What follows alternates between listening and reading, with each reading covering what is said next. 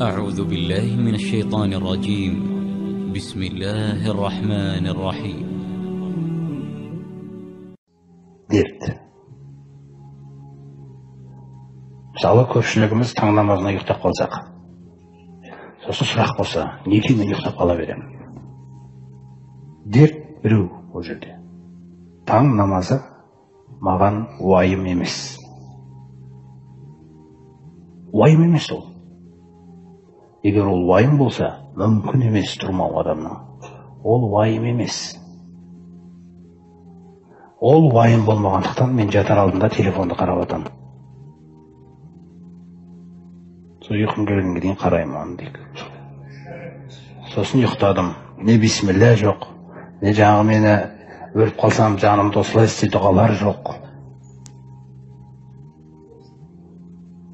Уайым жоқ. Сол әрбір нәрсенің өзегі болады да. Біреуді кешіре алмай тұрсың. Неге кешіре алмай тұрсың? Өйткені мен деген ұғымың жібермей тұр. Мен деген ұғымнан әлі жиіркенуді үйренбепсің. Ол ұғым жұмыс жасаған көкірекпен Алла тағалаға жақындау мүмкін емес. Өйткені ол тәкаппарлықты сүймейді. А мен сүйем деген нәрсе тұр. Әлі де тұра тұрсыншы деген нәрсе тұр. Әрбір нәрсе дерттің өзі бір дерт болады өзі. Сол дерт өзегін таппасаң, оның емі келмейді. Емі келмейді.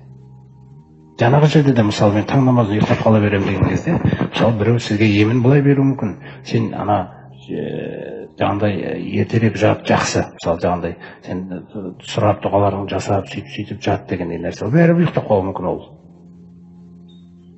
Ерте жатқан адамды ұйықтап қалуы мүмкін. Қанша дұға айтқан адамды ұйықтап қалуы мүмкін кейде. Неге қай уақытта оның дұғасы несі жаңа ерте жатып, егер ол уайыммен араласып кетсе ол тұрады. Соқтан негізгі нәрсе уайымда.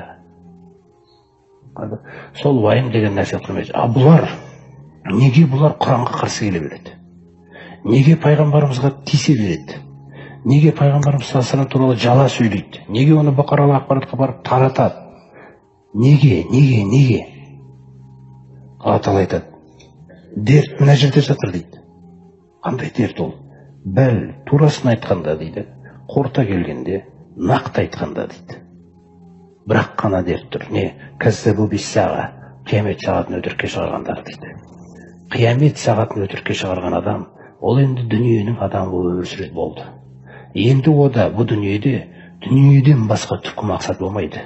Ол осы дүниені шегіне жету үшін, ол адалдық па, жаңағыдай арамдық па, аферистік па, ол күллі құралдарды пайдаланады. Ол өйткені жету керек та сол дүниеге. Өйткені дүние деген нәрсе сондай оңбаған нәрсе, асылы. Алла Тағала бізді сол жерге кіргізгенмен, мына дүниеде пайғамбарымыз саллаллаху айтқандай, инна дуния малғуна, бұл дүние Алланың батасын алмаған дейді, сынақ майданы. Бұл жерде қиянат та жасалады. Көрдіңіз бе? Біреу адалдық жасайды, қиянат та жасалып жатады, жамандықтар жасалып жатады, кісі өлтіріліп жатады. Қарап тұрсаңыз, өсектер жасалып жатады, кінәсіз адамды тағы бір жерге қарай қиындыққа душар еткізіп жатады. Қараңыз қандай нәрсе сипаты. Кім бұл дүниеде ақыретке деген иманмен өмір сүрсе, егер бір ел ақыретке деген иманмен өмір сүрсе, жаңағы ауылдың бәрі гүлденеді.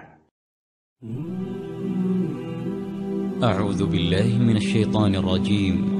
بسم الله الرحمن الرحيم.